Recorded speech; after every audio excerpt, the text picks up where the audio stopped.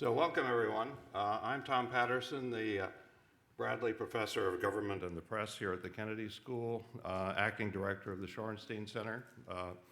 This evening marks the 26th annual Theodore H. White Lecture and the 11th anniversary of the David Nyhan Prize for Political Journalism. Now, as many of you know, the Shorenstein Center was founded as a memorial to Joan Shorenstein Barone, a distinguished television journalist who died at a young age of breast cancer. Her father, Walter Shorenstein, endowed the center. Walter was the consummate citizen. His business was real estate, but his passion was prodding America to live up to its promise as an equal society. That same passion drove the work of the two journalists upon whom this night is based, Theodore H. White and David Nyhan. David was a Shorenstein Center Fellow. I loved David Nyhan. Everyone at the center did. How could you not? He had a charm and a warmth that filled every room he entered. David was a Harvard grad, a Harvard football player at that, but he was more Irish than Harvard.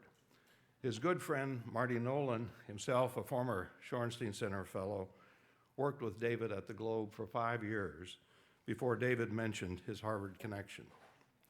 All the more amazing in that the newsroom wasn't the only place where these two Irishmen plied each other with stories. David was a reporter and then a columnist at the Boston Globe. He grew up in Whiskey Point, the Irish working class neighborhood of Brookline. He lived his roots, becoming the Globe's voice for the little guy. As David wrote in his last column upon retiring in 2001, "The thing I'll miss most is the chance to shine a little flashlight in a dark corner, where a wrong has been done to the powerless." In his memory, the Nyhan family and David's many friends and admirers endowed the David Nyhan Prize for Political Journalism. David's wife, Olivia, is here with us tonight, as are several other members of the Nyhan family. I'd like them to please stand.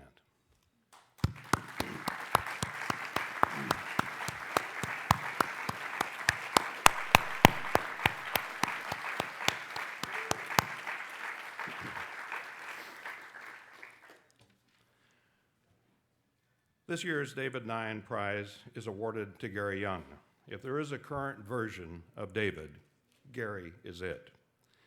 Gary's parents moved to England from Barbados, settling in a working-class town on the edge of London. Gary found his way into a college journalism program thanks to a scholarship from the Guardian newspaper. Today, he works for that paper as editor-at-large and writes a monthly column for The Nation. He's also a writer of books. And yes, it's the powerless on whose behalf he writes. Listen to his book titles. Who Are We? Stranger in a Strange Land. No Place Like Home. 3 times, Gary Younge has been named Best Newspaper Journalist by Britain's Ethnic Minority Media Awards. For most of the past decade, Gary reported from the United States. In a final dispatch before returning to London in July, he wrote about the unknown American black male that would be the next victim of a mindless police shooting. He has no idea, wrote Gary, that his days are numbered. But we do know, with gruesome certainty, that his number will come up. We know this because it's statistically inevitable and has historical precedent. We know this because we've seen it happen again and again. We know this because this is not just how America works, this is how America was built. It's my honor to introduce this year's winner of the David Nyhan Prize for Political Journalism, Gary Younge.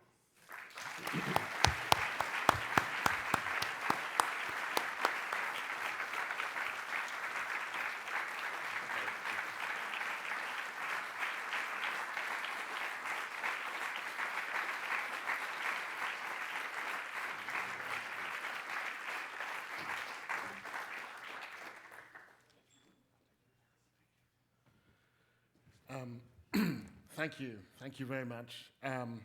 My remarks will be brief, not least because we were told that there are tax implications if they are long.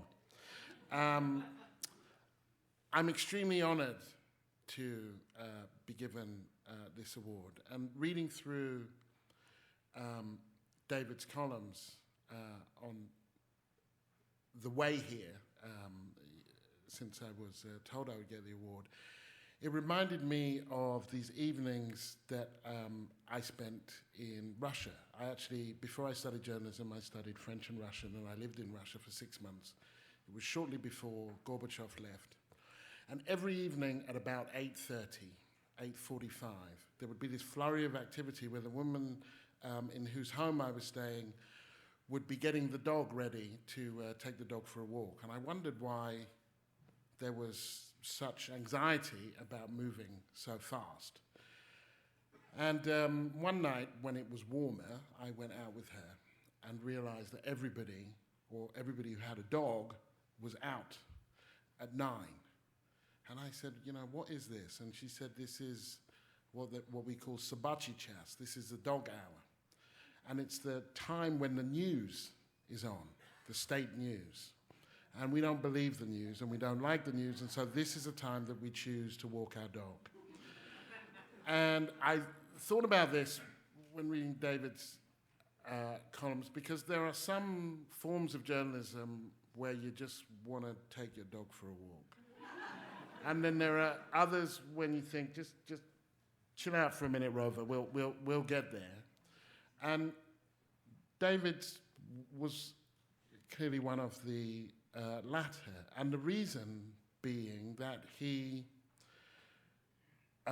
would take things quite often that people had accepted and say, this is unacceptable, this is not right. And the fact that you've accepted it is not unacceptable, is unacceptable. And recently when finishing a book I've just done about all the children who were shot dead in one day in America, 7 children every day on average are shot dead in America. So I picked a day and then found out who these kids were. Most of these kids got little more than a paragraph in the paper. And when you ask the journalist, why did you think to call or whatever, they would say it was not really unexpected that a child in that area might get shot. It was not news as such. And of course, most of these kids were poor and black. And that made me think about the journalistic dictum that when a man bites a dog, it's news, but when a dog bites a man, it's not news. But that what David did, and I think the tradition in which this prize is given, is saying sometimes, why do these dogs keep biting people? Who owns these dogs?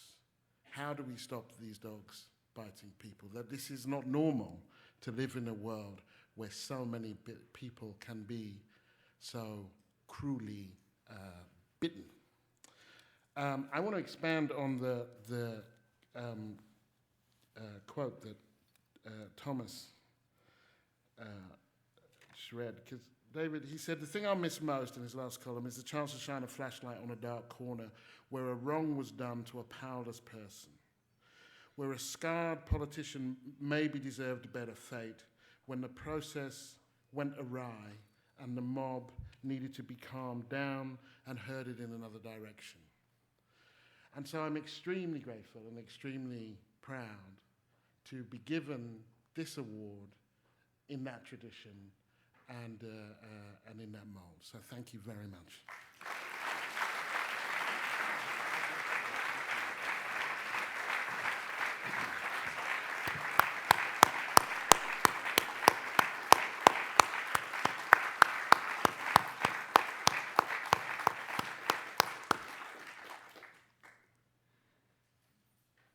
Theodore H. White grew up in a Boston family that didn't have much money.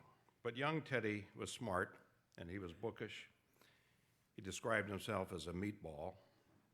His Harvard scholarship to study Chinese history launched him on a distinguished career as a foreign correspondent. His dispatches out of China in World War II were among the best reporting from any front.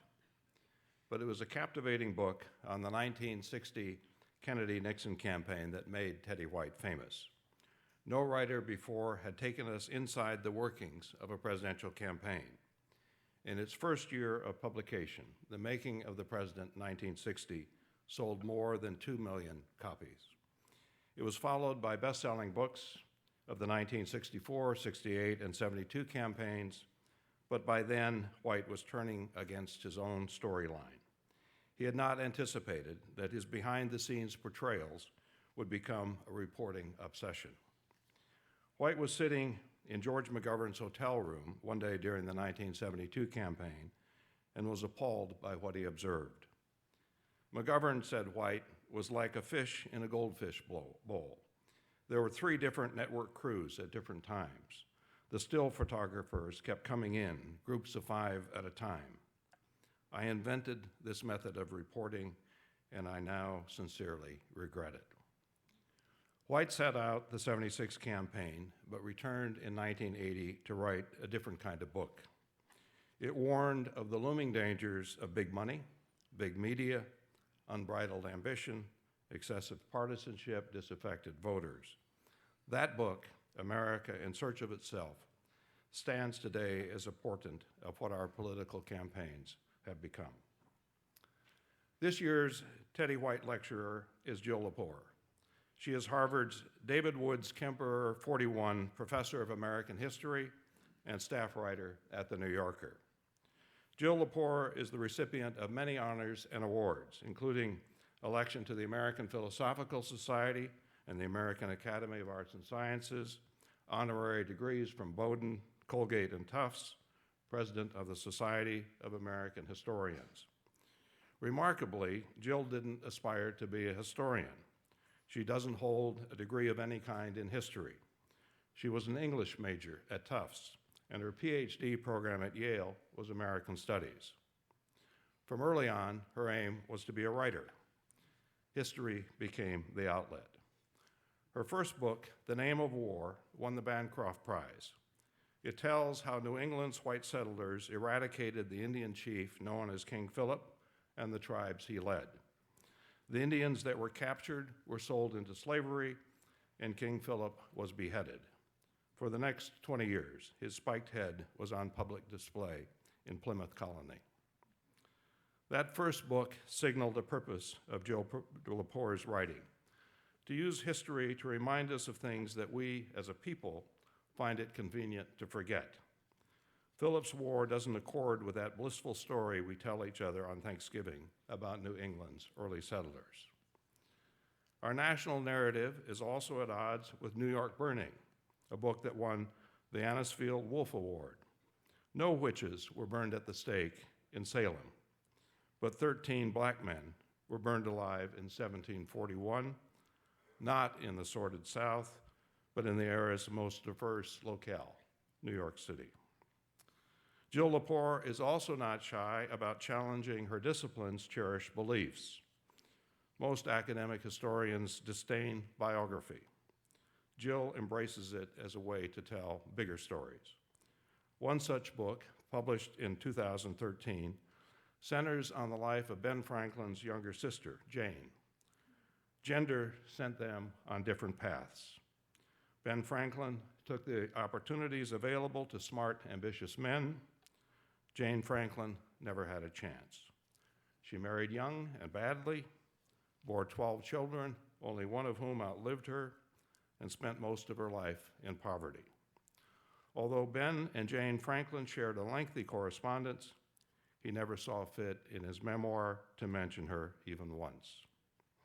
Jill's book on Jane Franklin, titled Book of Ages, was named Time Magazine's Best Nonfiction Book of the Year and was a finalist for the 2013 National Book Award.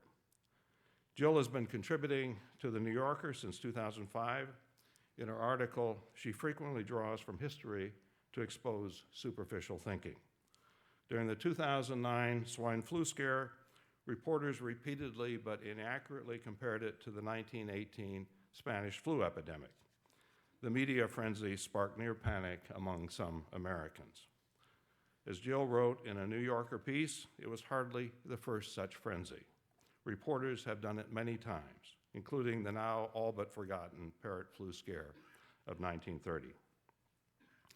Joe Lepore's lecture tonight is titled The Press and the Polls. Now, over the course of my career, I've written extensively on the press, conducted scores of opinion polls, and during the next 20 minutes or so, I'm going to learn from history why so much of my work was off the mark. Professor Lepore, the lectern is yours, and a warm welcome from the Shorenstein Center.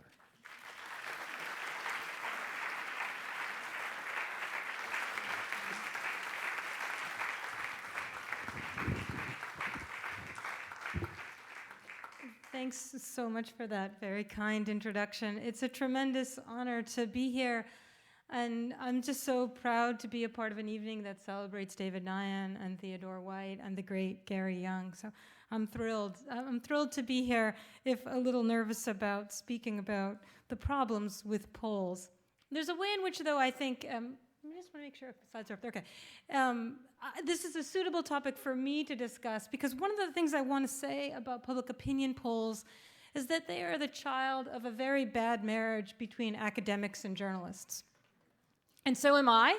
So I feel uniquely suited to take responsibility for the many problems with polls as someone who has one foot in the academy and another in the world of the press. American politics is adrift in a sea of polls. This year, that sea is deeper than ever before and darker. Between the late 1990s and the 2012 presidential election, 1,200 polling organizations conducted nearly 37,000 polls by making more than 3 billion phone calls. Did anyone take a poll since 1999? Anyone here? Okay. The overwhelming majority of Americans refused to speak to pollsters. When modern public opinion polling began in the 1930s, the response rate, which is the percentage of the number of people who answer a survey as a percentage of those who are asked, the response rate in the 1930s was well above 90. By the 1980s, that rate had fallen to 60, and pollsters began to panic because they believed it would be impossible to continue their work if the rate fell below 30. It has since sunk to the single digits.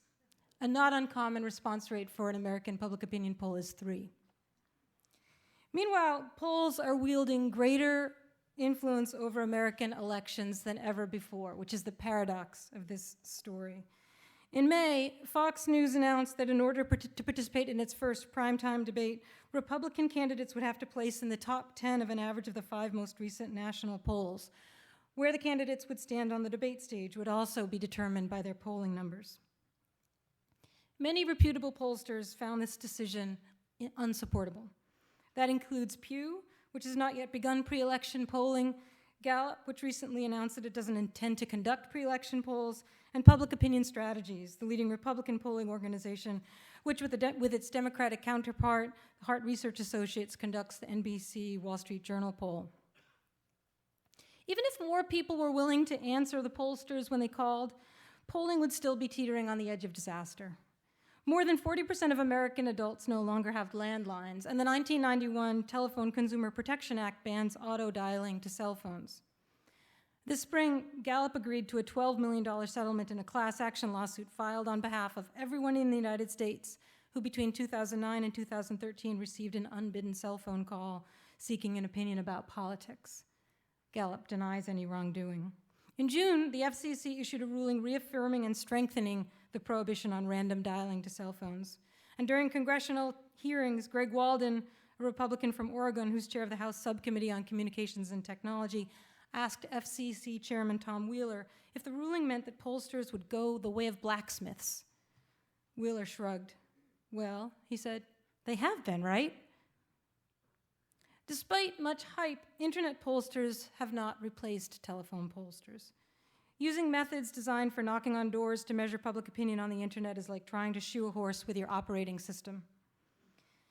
Internet pollsters can't call you, they have to wait for you to come to them, which is a problem not least because not everyone uses the internet. And at the moment, the people who do and who complete online surveys are younger and leftier than the people who don't, while people who have landlines still and who answer the phone are older and more conservative. Some pollsters, both here and around the world, rely on a mix of telephone and internet polling for that reason. But the trick is in figuring out just the right mix, and so far, this does not seem to be working. In Israel this March, polls failed to predict Netanyahu's victory. In May, in the UK, where the telephone survey response rate is often below 2, every major national poll failed to forecast the Conservative Party's win. Nor is data science the answer. Data science firms collect a massive amount of information about you and people like you and use it to build predictive models and run simulations in order to determine what issues you care about, what kind of candidate you'd give money to or have given money to, and if you're likely to turn out on election day, how you'll vote. Data science is promising in all kinds of ways, and it's certainly dazzling, but it can't solve the biggest problem with public opinion polling because that problem is neither methodological nor technological. It is, in fact, political. Pollsters rose to prominence in the United States by claiming that measuring public opinion is good for democracy. But what if it's bad? Consider Donald Trump. So that wasn't meant to be a laugh on. My argument is not actually about Trump. He's actually just a good illustration of the problems that I'd like to raise and to discuss. I'm really looking forward to the Q&A. I am who I am, Trump said when his campaign began. And what he meant by that was this: I don't have a pollster. The word pollster, when it was coined, was meant as a slur. It's an analog to huckster. And Trump uses it that way. He doesn't have a pollster. Other candidates have pollsters, but Trump has none, he says, because no one tells me what to say. A poll used to mean the top of your head, the very top of your head. Ophelia says of Polonius, his beard was as white as snow, all flaxen was his poll. When voting involved assembling, it used to be before the rise of the paper ballot, all voting was done with your body or with your voice. So people would assemble in the town common here, say in the Cambridge Common, all in favor of Smith go to the east side of the common, all in favor of Jones go to the right side of the common. So the person who was taking the vote would have to count the polls. They'd just go around and count the tops of the people's heads on one side of the room and the other side of the room. One side of town hall, one side of the common. You'd count the polls. So the word poll eventually came to mean the place where you would go to vote. That would be called going to the polls. But more and more, by the 19th century, when paper voting came to replace viva voce voting, ballots were printed in newspapers. You'd cut one out and you'd bring it with you to the polling place, which was called the polling place because it was where you had your head counted, but now no longer was your head counted, but your ballot was counted. You got it out of the newspaper. And when the secret ballot was introduced, beginning here in Massachusetts in the 1880s and across the country by 1896, governments began supplying the ballots. Now newspapers continued to print ballots, and you'd cut them out of the newspaper and send them back to the newspaper so that the newspaper could conduct a straw poll. It was like throwing a straw up into the air and watching which way the wind blew it. That's why it's called a straw poll. So polls came to be a poll came to be not just the place where you would go to vote, the act of voting itself, but the prediction of a vote, a straw poll. And political parties, of course, conducted straw polls too in the very days and weeks before the election. That's one of the ways that the great party machine of the 19th century worked, was through the conducting of straw polls. This August, to cull the field for the first GOP debate, Fox News used polls that were conducted more than 460 days before the election. The question ordinarily takes the form of, if the election were held tomorrow, but of course the circumstances under which the election for the next US president would actually be held tomorrow involve essentially Armageddon. Trump won, all flaxen was his poll. I'm glad everybody remembered the Shakespeare line. That's like the one memorable line from my talk. A century ago, newspapers that wanted to predict the outcome of a presidential election, that is a national election, all these straw polls were local. They're precinct-based, right? It's precinct captains are conducting straw polls. They're sending reports back to party headquarters. But if a newspaper wanted to make a prediction for a national election, for a presidential election, they needed to collaborate. They needed to work with a group of other newspapers. In 1908, the New York Herald, the Cincinnati Enquirer, the Chicago Record-Herald, and the St. Louis Republic tallied their straws together. Hearst's newspapers did the same thing. Hearst papers were uniquely suited to conduct these kinds of polls, national polls. But the best predictions were made by a national magazine, the Literary Digest, beginning in 19 1916, and you can see the play on newspapers as the source for all polling here in this cover from the Literary Digest. The Literary Digest regularly miscalculated the popular vote, but for a long time it got the Electoral College winner right. What the Literary Digest did was just send out postcards and ask people to return them, and you'd get a free issue of the magazine. It was a way to drive subscription up, but you could contact large numbers of Americans with your free magazine. By 1932, the mailing list for the Literary Digest straw poll had grown to 20 million Americans. They got most of these names from telephone directories and from automobile registration files, the easiest way to get lists of Americans. George Gallup was one of the few people who understood that the Digest, however successful it had been, the worse the Depression became, the more risky was the method used by the Literary Digest, because it risked underestimating Democratic votes, because its sample, while very big, more than 20 million, was not very representative. People who supported FDR were much less likely than the rest of the population to own a telephone or a car. In realizing the flaws with the Literary Digest methods, George Gallup was borrowing from the insights of social science. Social scientists had first begun conducting surveys in the 1890s. The social survey is a hallmark of progressive era social reform, the kind of raising of the collecting of vital statistics and other measures of behaviors and of status among Americans for the sake of reforming the government and providing services. In the 1930s, social scientists began using a shortcut that relied on statistical science. They, instead of canvassing a very large number of people to do a social survey, essentially doing a form of a census, they surveyed a tiny but representative sample. Gallup is really important to this story because Gallup always wanted to be a journalist. He went to college to become a newspaper editor, and when he went to the University of Iowa, they did not yet have a journalism department. So he majored in psychology, which was a brand new field, applied psychology, in the 1920s. And after graduating in 1923, he stayed on and earned a PhD in applied psychology. But all he ever really wanted to do was to bring the insights of the social sciences to the work of journalism.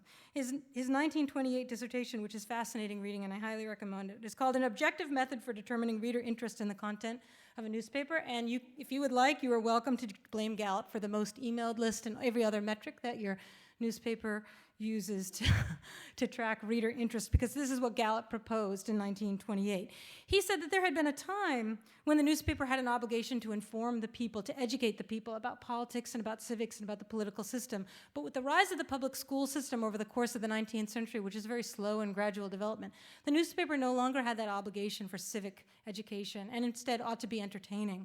And therefore, the duty of a newspaper editor was to decide which were the parts of the paper that people most enjoyed and were most likely to read. And so he would watch people read the paper, and he would keep very careful track and report his findings to newspaper editors so that they could throw out all the columns that no one liked to read, however important and educational they might have been, and keep printing the parts that people read. In 1932, when Gallup was a professor of journalism at Northwestern, his mother-in-law ran for Secretary of State of Iowa. And to understand her chances, Gallup decided to use the methods of psychology, to apply psychology to politics. Then he moved to New York and began an advertising agency and started an organization called the Editors Research Bureau, where he sold his services to newspapers, this service about how to tell which part of your paper you could just throw out because however valuable it was, no one was reading it anymore. He thought of this work as a new form of journalism, and he decided it ought, though, to sound academic, too, that he could use the methods of applied psychology to measure not only reader interest, but public opinion. And in 1935, he founded in Princeton the American Institute of Public Opinion. It was funded by 500 newspapers. It was, as Gallup always insisted, and it still remains today, a form of journalism. In 1936, in the pages of the New York Herald Tribune, Gallup predicted that the Literary Digest would forecast that Al Landon would defeat FDR in a landslide, and that the Digest would be wrong. He knew this because he understood the flaws of the sample that the Literary Digest was using. He was right on both counts, and this really launched Gallup's career. This, though, was only the beginning. I had the idea of polling on every major issue, he explained. He began insisting that the measurement of public opinion was essential to democracy. Elections come only every 2 years, Gallup pointed out, but we need to know the will of the people at all times. This was part of the fight against fascism, the beefing up of democracy with the tools of social science. He claimed that his work had rescued American politics from the political machine and restored it to the American pastoral, the New England town meeting, that we were back again in the Cambridge Common, Jones on Smith's one side, Smith on the other, that we could have this instant, visible representation of public opinion. Elmo Roper, another early pollster, called the public opinion survey the greatest contribution to democracy since the introduction of the secret ballot. Gallup's early method was known as quota sampling. He figured out what portion of the population was white or black or old or young, male or female, and then he sent out his interviewers door to door to fill their quotas, to essentially constitute a mini electorate. But as scholars have shown since, what Gallup did was in fact reproduce all the flaws of American democracy. In the 1930s and 1940s, for instance, blacks constituted 10% of the population but made up less than 2% of Gallup's survey respondents because he knew that in the South they were prevented from voting.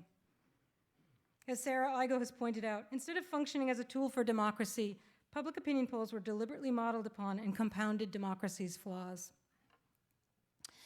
Ever since Gallup, it's become confusing to talk about polls because two kinds of things have come to be called polls. Some measure opinions and others forecast elections.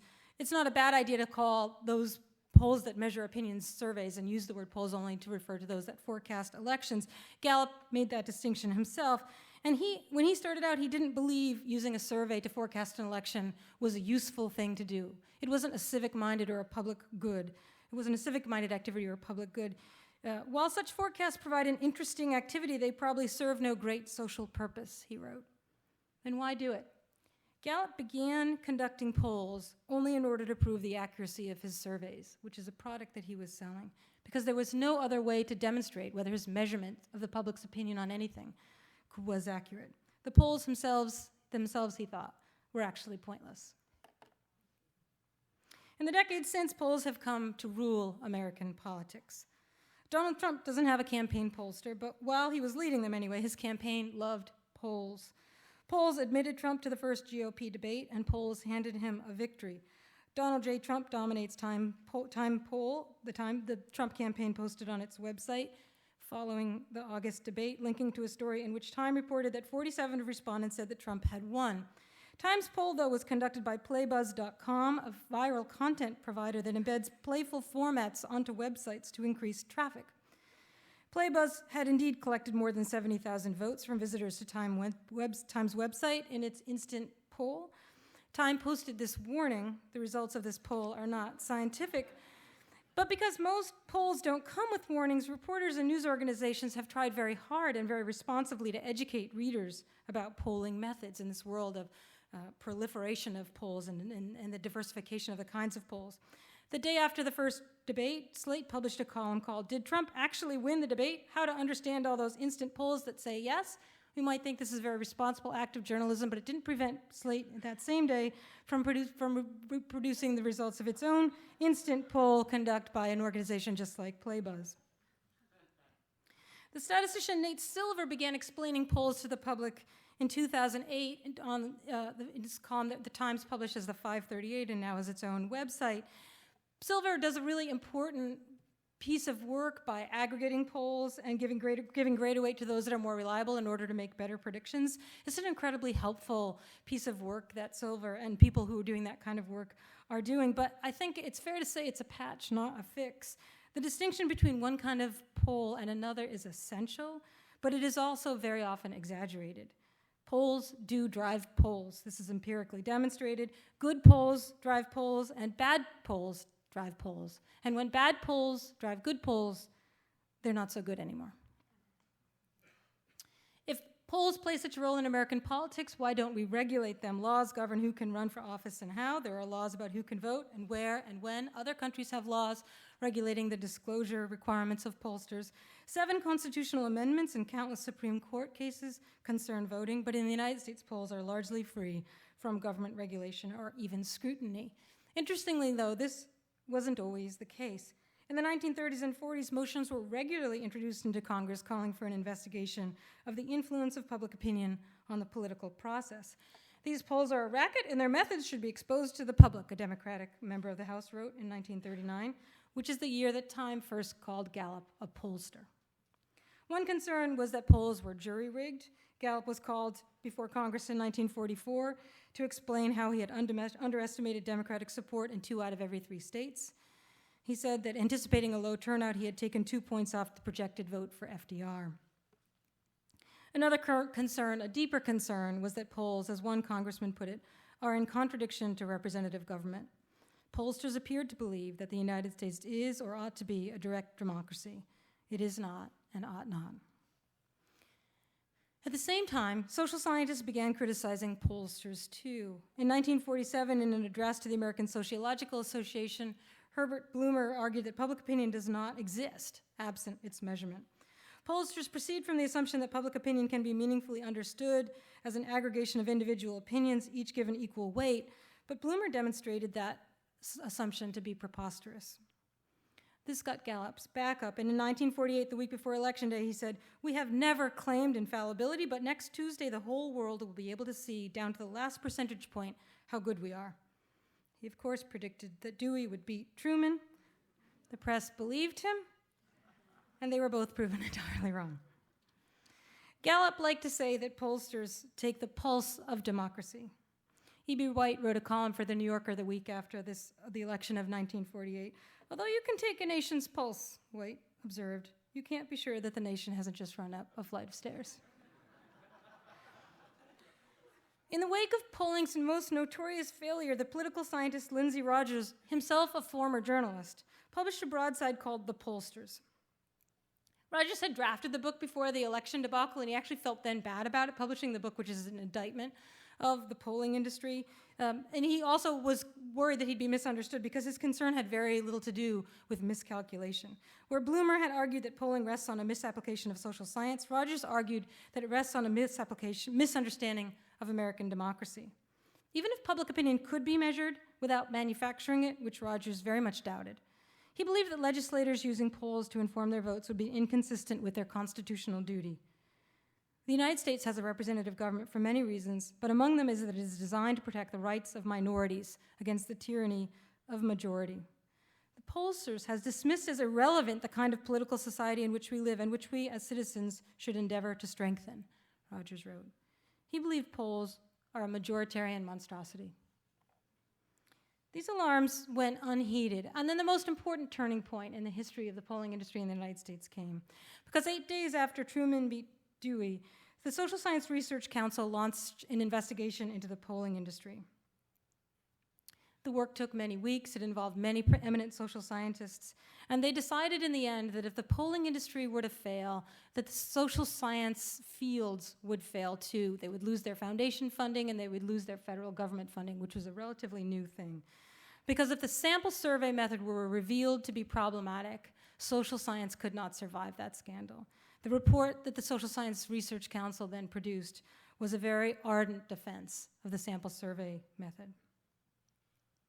It formed this sort of unbreakable alliance between the academy and journalists who conduct polls that has never really quite been severed since. In 1952, Eisenhower unexpectedly defeated Truman, and Edward R. Murrow relished in the continued troubles of pollsters. "Yesterday, the people surprised the pollsters, the prophets, and many politicians. They are mysterious, and their motives are not to be measured by mechanical means," Murrow said. But politicians don't want people to be mysterious. And soon, not only newspapers, but political candidates and office holders, including presidents, began hiring pollsters. In 1972, Congress debated a Truth in Polling Act. It was defeated. And despite growing evidence of the problems known as non-opinion, forced opinion, and exclusion bias, journalists in the 1970s only relied on Gallup-style polling more, not less, and they began to conduct their own polls. In 1973, in Precision Journalism, Philip Meyer urged reporters to conduct their own surveys. If your newspaper has a data processing department, then it has key punch machines and people to operate them. 2 years later, the New York Times and CBS released their first joint poll, and it's been off to the races ever since. Notwithstanding the ongoing concerns raised by critics who point out again and again, as has Gallup's former managing editor David Moore, that media-run polls give us distorted readings of the electoral climate, manufacture a false public consensus on policy issues, and in the process undermine American democracy. Polls don't take the pulse of democracy, they raise it. If public opinion polling is the child of a strained marriage between the press and the academy, data science is the child of an even worse marriage between the academy and Silicon Valley. The term data science was coined in 1960, 1 year after the DNC hired Simulmatics Corporation, a company founded by a political scientist from MIT to provide strategic analysis in advance of the upcoming presidential election. This MIT scientist and his team went to the Elmo Roper polling organization and acquired all of their punch cards from all the public opinion surveys and polls that they had conducted in the 1950s and fed them into a UNIVAC. They came up with, they sorted voters into 480 possible types and issues into 52 clusters and issued a report for the DNC on the Negro vote in the North. It's thought that this report by Simulmatics Corporation in 1959 influenced the civil rights paragraphs that the Democratic Party added to its platform in advance of the convention. In 1964, a political scientist named Eugene Burdick, so worried about Simulmatics Corporation and what this new data science meant for American democracy, wrote a novel about it called The 480. In it, he described a benign underworld in American politics of men who, with no ill motive whatsoever, but merely a desire to be good scientists, were undoing the basic workings of our constitutional representative government. Burdick's dystopianism is vintage Cold War, the strange Lovian fear of the machine. But after 1960, the DNC essentially abandoned computer simulation. One reason may have been that LBJ wasn't as interested in the work of MIT scientists as Kennedy had been. And for decades after that, Republicans were far more likely to use computer-based polling tools than Democrats. In 1977, the RNC acquired its first mainframe computer. The DNC didn't get its own mainframe until the 1980s. One reason for this is that the Republican Party has close ties to big business. Democratic technological advances awaited the personal computer. The RNC is to IBM as the DNC is to Apple. Then came the internet, which, beginning with the so-called move-on effect, favored Democrats, but as has been well demonstrated, has not favored democracy. To winnow the field of candidates to hold the main stage for the second GOP debate in September, CNN had intended to use 11 national polls conducted over the summer. But after Carly Fiorina's campaign complained that the method was unfair, CNN changed its formula. This decision had very little to do with American democracy or with American social science. It had to do with the practice of American journalism. So did a feature that CNN ran on its website during the debate, an ongoing instant poll it called The Pulse. No one tells me what to say, Trump had insisted when he began his campaign. By September, on the defensive, he insisted that he had the will of the people behind him. If you look at the polls, he said, a lot of people like the way I talk. He kept his lead nearly till the end of October. Do we love these polls? He called out to a crowd in Iowa. Somebody said, you love polls. I said, that's only because I've been winning every single one of them. 2 days later, when he'd lost his lead in Iowa to Ben Carson, he'd grown doubtful. I honestly think these polls are wrong. By the week of the third GOP debate, he'd fallen behind in a national poll. The thing with these polls are they're all so different, Trump said mournfully. It's not very scientific. It has never been very scientific, but it is getting worse. The sea of polls is deeper than ever before, and it is darker. Trump is a creature of that sea, but so are we. Turning the press into pollsters has made American political culture Trumpian, frantic, volatile, short-sighted, sales-driven, and anti-democratic. A fast pulse is not a sign of health. A fast pulse is a sign of distress. Thank you.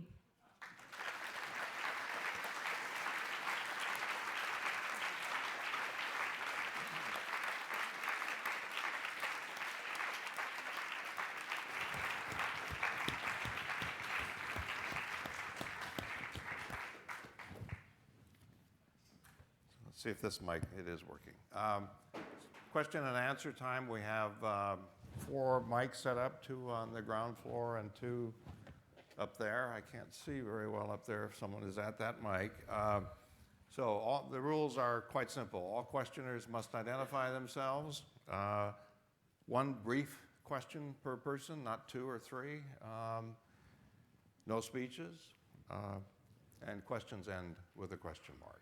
So please, up in the Hi, Professor. My name's Ignacio. I'm a student at the college. Hey. Recently, Twitter actually just released a new function called Polls, where you can actually quickly vote between two choices and just state your opinion right there for millions of people to see. I was wondering what your thoughts were on what the future of polling is, especially with new limited Twitter 140 characters and the future of social media. Well, I'm far more curious about your answer to that question, but I do think the tradition, my guess, so historians, unlike journalists, we have to swear an oath in our own blood when we get our PhD that we will never make a prediction, because historians know that history is not a predictive science. It's not a science at all. It's a form of humanistic inquiry. So I can't give you I can't give you an answer as a professional historian. As a citizen, I would say the traditional public opinion poll that has this model from the 1930s is being replaced by other forms of measurement of opinion. That does seem inevitable. I've interviewed a lot of people that do some of this work, this data science work, that do use social media to measure public opinion. It is absolutely the case that the people doing this work share two things. One, they think it's nifty, right? I mean, and it is nifty. It's like, that's a cool thing. And they think it's good for democracy, right? I mean, there's no question that people doing this work have good motives. Have they asked deeper questions about the implications of these technologies for our democracy? No, I don't think so. Nor do they consider it their job to do so. There are some tools I spoke to this really interesting organization called CrowdPack. And what they do is actually try to turn public opinion polling on its head. The point of it's a startup in Palo Alto that uses data from data gathered by a political scientist at Stanford to tell citizens what elected officials think and what candidates think, and to offer that kind of the read of social media, the read of campaign donations, the read of congressional roll calls and votes that allow a citizen to look at a candidate or look at an office holder up for re-election or educate herself about an issue using data mining tools. And the idea there is that you would then have a kind of reciprocity of the measurement of public opinion. And so, I asked these people, I said, okay, so you're in your beta stage now, developing these new tools, and Twitter is developing these new tools, and there are all these other new tools. So let's imagine that data scientists are able to perfect a perfect tool that can set aside any qualms about measurement and accuracy, that can instantly and accurately measure the opinions of the electorate or the opinions of your constituency. So let's say you and I are members of Congress, and we're about to go in to vote on the Shorenstein Act. And I really think it's an important piece of legislation. I've been to a lot of hearings about it. I've read all the material. I really strongly am in favor of this legislation. I check my instant read of my constituents that's using their Twitter or whatever it's using, and I'm told that my constituency are overwhelmingly disapprove of this legislation, and that they are all set up, because one of the things that CrowdPack does, they're all set up to withdraw promised funds from my re-election campaign if I vote in favor of this piece of legislation. So if I vote against my convictions but in line with my constituents as read by this technological tool, is that democracy? I'm asking you because, yes, you're a student of government. I'm a mere historian. Interesting. I think it has severe consequences, especially because you can't assume that the electorate is as knowledgeable regarding these topics as the representative is. And especially with social media, it's extremely easy to just get a large amount of people to actually vote against the legislation, so maybe you aren't representing the total population. Okay. Okay. Thank you. Thank you. Here, please. Hello, my name is Catherine. I'm a graduate of the Harvard College. And my question is, I really appreciate your talk and highlighting the corruptive influence of these polls, but do you think a way to fix that would be more regulation of the polls themselves, or the organizations such as the DNC that are relying on these polls to start choosing candidates to talk on the debate stage? I think that the way culling will be done for future debates is likely to change. These debates have been so controversial in so many different ways. So that does seem so there is some inevitable distress. There have been a number of complaints filed with the FCC in previous debate cycles where third-party candidates were eliminated from participating in a debate, although usually that was not through simply an appeal to polls. The argument was usually about fundraising or about media presence or presence in this state with a campaign office. There was a kind of more holistic sense of how do you know if someone's campaign is legitimate enough for them to participate in a debate. The narrowing of that down to the poll is a fairly new development, and I think is a controversial one and is likely to be addressed. I don't know what the remedy for that is. As for how to fix the broader problem with polls, I guess I'm less worried about conventional telephone polling, since I don't think it's likely to continue, but I am pretty gravely worried about some of these new tools, because I don't think they, like most new technologies, we don't ask hard questions about what their implications are. Please. Hi there. So if you replace the word poll with the word voting, would you still have the same issues? So the great promise of public opinion polling, and the argument that Gallup and Roper and others made in the 1930s, was that polling was better than voting, because polling would hear the voices of the unheard. And this is the great sort of democratic populism of the 1930s, right? You can think about so many features of 1930s cultural life where hearing the voices of the voiceless was, how the other half lives, this kind of documentary populism of 1930s photography.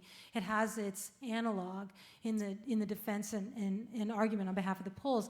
And political scientists will say the same thing about the survey, the social science survey, that so Sidney Verbo, the great Harvard political scientist, once gave just a beautiful, beautiful address about how the inequalities of voting, the problems with voting where people don't have enough information, there are kind of forces that suppress voting, there are voting rights issues historically that we're concerned about.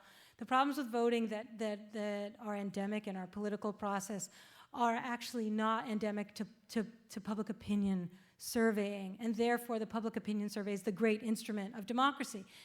That claim is quite an inspiring one, and so just to sort of respond, I think that is the great sort of soaring promise of this work, and I think the idealism that lies behind many people who do it, both as political scientists or as pollsters, but that is contingent on the polls actually working. And what people will say now when you ask pollsters, how do you respond to the problem of the low response rate? They'll say, well, the thing is, the people that are hard to get to answer a survey don't vote. So if we're trying to, like, if I'm working for a candidate and I'm trying to tell my candidate what his constituents think, and I have a hard time getting non-voters because they don't have cell phones and they don't answer their phones, it's not a problem because I'm still giving, I feel like I'm giving my client good information. But then the whole promise of the endeavor is completely compromised. Hi, my name is Jackson. I'm a freshman at the college. And I'm wondering what your thoughts are on press coverage as it relates to polling results. Like in terms of does press coverage changed by the results of polls, or do you think that they disregard polls in terms of the coverage that they give different candidates? Thank you for coming. It's good of you to get out of your dorm and come over to the Kennedy School. That is a great question. There is a body of scholarship about this. It's unfortunately a shifting target, so it's hard to know. I think we would all say intuitively that is there's this bandwagon. When things like this is called bandwagon effect in one way or another. And in the 30s, when this was raised, and critics of Gallup would say, there's this bandwagon effect going on. People that are polling higher are getting more attention from the press, and therefore pollsters would simply deny it. Like it was the single best thing to do was to just say that effect does not exist. And Gallup would repeatedly say this. You go on lecture tours and repeatedly say the bandwagon effect does not exist. But political scientists seem to think it, in fact, does exist. So that is worrisome, but that isn't the pollster's responsibility. That's the press's responsibility. Please. Hi, thanks for speaking here. My name is Seth. I'm a student at the law school. I spent 4 years working at Pew, actually, doing polls, and I agree with a lot of what you said about some of the negative effects. But I also sort of see this as politics as sport, and people, I mean, the CNN debate getting 20 million people to kind of watch this sporting spectacle. So I wonder what you think about it. If it's getting people to watch and people are interested in who's up, who's down in the polls, and they're actually going out and voting in record numbers, isn't that a good thing for democracy? Well, that's a great question too, and I think that's a debatable point. I guess one of the things that's interesting about our culture of political polling and political coverage based on polling is that it seems to, I think, most of us so natural, as if it's always been this way. Think about the 19th century election. In the 19th century, before the reform of the secret ballot, election day was a day to get drunk. So people didn't go to work; they went to the polls and they drank. And generally, in order to get to there was not an election day in the United States before 1896 when someone wasn't murdered at the polls. It was an extremely violent, raucous affair. It was a boatload of fun. I mean, that was like election day. You read accounts, it was like, that was fun. One of my favorite stories, though, is this guy in Baltimore who's shot and beaten, his brother's shot and he's attacked. The thing is, because you had to bring your own ballot, and ballots were colorful, so the Republican might have a blue ticket and the Democrats might have a red ticket, or they weren't aligned the way they are now. You could tell how someone was going to vote. So party operatives would go, these beefy guys, they would see you coming with a red ticket, and they wanted you to vote with a blue ticket, and they would just block you, and they would beat you up. So it was very hard to get to the box where you had to deposit your ticket. So there was this whole thing called vest pocket voting. Like, if you could fold your ballot up in tiny enough pieces and you could get into the vest of your pocket, you could try to get there without being beaten up by the thugs who were hired by the other party. So this one guy filed suit because he couldn't vote because he was so threatened and he was shot. Everybody's firing guns at these things. And the court decision, the ruling was that his right to vote was not interfered with because a man of ordinary courage was the legal definition of someone who should be able to vote. And then he didn't have enough courage because he was trying to hide his ballot. So you might say, like, I'm sorry, but the turnout rate was very high. It was incredibly fun. Also, you could make a lot of money because people would pay you to vote, and they would pay you to vote again, and they would pay you to vote again. And you could sell your vote. And poor people loved to vote because it was very lucrative. It was hard to vote against your boss because your boss would often be there saying, I see you, you go to this line. It was a lot of fun. It was very high turnout. Was that right? Like, apparently the American people did not think that was right because we introduced the secret ballot instead. So I'm not so convinced that the 23 million record number of people that watched that debate are an indication of the health of our democracy. Thank you. I'm Craig Kelly, a mid-career from 2015 and a city councilor in Cambridge, and we just finished our own election and no one got shot or beat up or anything else on the way to the polls, which is good. But as a politician, the person that takes that information, we're desperate for polls. And I don't know where you differentiate between polls and surveys, but you got my dog lit, I assume. I have no idea whether that was effective or not, and I would love to know. And how do I get that information about how you're going to vote and what's going to reach you that I can give you that would make you vote for me without doing some sort of survey or poll or online research or whatever that might be? Yeah, so that's a great question, and it's great for you to be here, Craig, my favorite Cambridge City Councilman. So thanks for coming. This is the worst cop-out, but historians often say, we don't solve problems, we problematize. Which is not. This is, why do you get out of bed in the morning if you're going to problematize? I often wonder. But I guess, what I would ask you, of course you want that information, right? There were ways that information was gained before we did public opinion polling.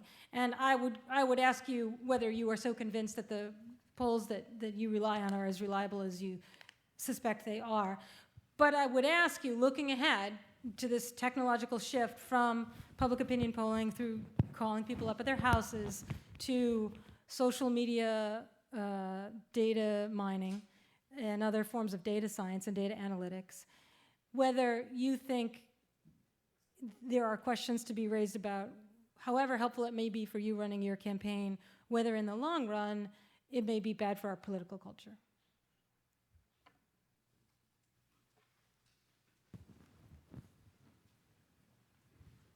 Lepore. Thank you. Thank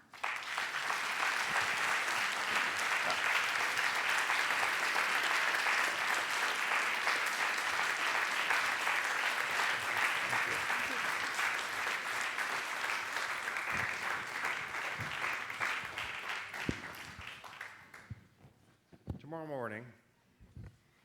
Tomorrow morning, this discussion will continue. We have a panel in the morning that will respond to Jill's remarks. Jill will be there to defend them. And also on that panel, I'm going to moderate that panel. We have CNN's Candy Crawley is going to be on the panel. Gary Younge is going to be on the panel. And we have a real live pollster, my friend Peter Hart, to defend the industry. So it's upstairs. I think we're in Taubman, right? It's the 5th floor of Taubman.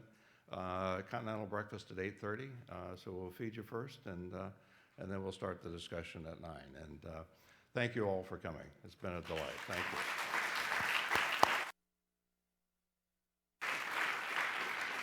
you. And I'm remiss in not thanking Gary Younge and Jill Lepore for a terrific evening. Thank you both.